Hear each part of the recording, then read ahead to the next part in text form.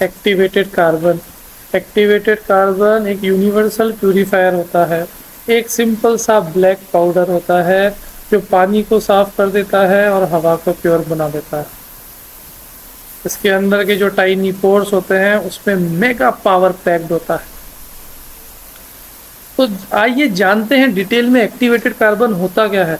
Activated carbon एक ऐसी form of carbon है जिसका सरफेस एरिया बहुत ही ज़्यादा होता है। इसके अंदर छोटे छोटे पोर्स होते हैं जो पोल्यूटेंट को अपने अंदर ट्रैप कर लेते हैं। ये कोकोनट शेल, वुड या कोल से बनाया जाता है।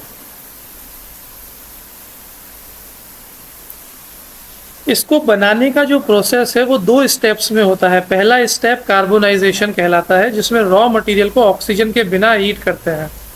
दूसरा स्टेप एक्टिवेशन होता है जिसमें स्टीम या केमिकल से पोर्स खोल दिए जाते हैं और इस प्रोसेस के बाद हमें मिलता है एक्टिवेटेड कार्बन, जो कि पाउडर्ड फॉर्म में हो सकता है या ग्रैन्युलर फॉर्म में हो सकता है। ग्रैन्युलर मतलब छोटे छोटे दाने के फॉर्म में। एक्टिवेटेड कार्बन का जो सरफेस एरिया है इतना ज़्यादा होता है कि 1 ग्राम कार्बन का एरिया एक फुटबॉल ग्राउंड के बराबर भी हो सकता है।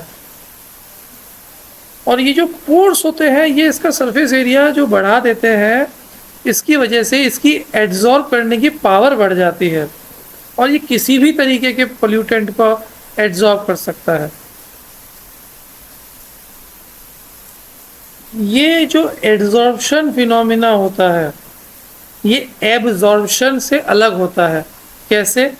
एड्जॉर्प्शन जो फिनोमिना है वो सरफेस फिनोमिना होता है।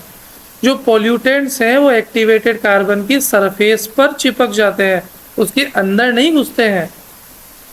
ठीक है, ये जो पोर्स है वो पोल्यूटेंट्स को ट्रैप कर लेते हैं। एक्टिवेटेड कार्बन की जो एप्लीकेशंस है ये बहुत ही वाइड स्प्रेड है। वाटर प्यूरिफिकेशन में तो ये बहुत ही कॉमनली यूज़ होता है। इवन हमारे घर के आरओ में भी यूज़ होता है। क्लोरीन, क्लोरामीन, पेस्टिसाइड्स ये सब रिमूव करने के काम आता है। एयर प्यूरिफिकेशन में इसका यूज़ बढ़ता ही जा रहा है। मेडिसिन में ये यूज़ होता है। शुगर को डीकलराइज करने में ये यूज़ होता है। गोल्ड रिकवरी में यूज़ होता है। बैटरीज में, इलेक्ट्रोड्स बनाने में, एनर्जी सेक्टर में इसका यूज़ है। पर एक्टिवेटेड कार्बन जो होता है ना वो बार बार हम यूज़ करते हैं सेम ग्रेन्यूल को या सेम पाउडर को, तो वो उसके जो पोर्स होते हैं कुछ टाइम के बाद फुल हो जाते हैं। तो उसको अगर और ज़्यादा यूज़ करना है तो उसको रीजनरेट करना पड़ेगा। और ये जो रीजनरेशन का प्रोसेस है या तो ये हाई टेम्परेचर पे हीटिंग से होता है या केमिकल वॉशिंग से होता है। ठीक है, पर बार बार रीजनरेशन करने से एक्टिवेटेड कार्बन की एफिशिएंसी थोड़ी कम हो जाती है। अच्छा, अब ये जो रीजनरेट करने के बाद जो हमें पोल्यूटेंट्स मिलते हैं इनको डिस्पोजल भी हमें केयरफुली करना पड़ता है। जैसे जैसे साइंस डेवलप हो रही है, जैसे जैसे नया नया रिसर्च आ रहा है, एक्टिवेटेड कार्बन भी इवॉल्व हो रहा है। Graphene based carbon, nano carbons भी बन रहे हैं। डायरेक्ट एयर कैप्चर में जो कि एड्जॉर्प्शन बेस्ड टेक्नोलॉजी है वहाँ पर भी एक्टिवेटेड कार्बन का यूज़ किया जा रहा है। साथ ही साथ बायोमास से सस्टेनेबल एक्टिवेटेड कार्बन बनाने पर भी फोकस किया जा रहा है। बैम्बू का इसमें बहुत बड़ा रोल होने वाला है आने वाले टाइम में।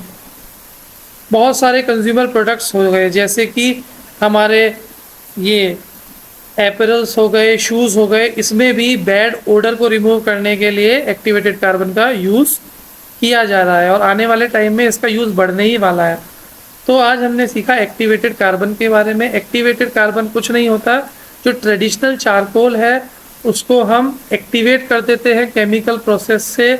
उस एक्टिवेशन से उसके पोर्स खुल जाते हैं। इस पोर्स खुलने की वजह से सरफेस एरिया बढ़ जाता है, उसकी वजह से एड्जॉर्प्शन का फिनोमेना होने लगता है और जो पोल्यूटेंट्स हैं वो पोर्स में आके चिपक जाते हैं, जिससे कि ये एक्टिवेटेड कार्बन एक फ़िल्टर की जैसे काम करता है।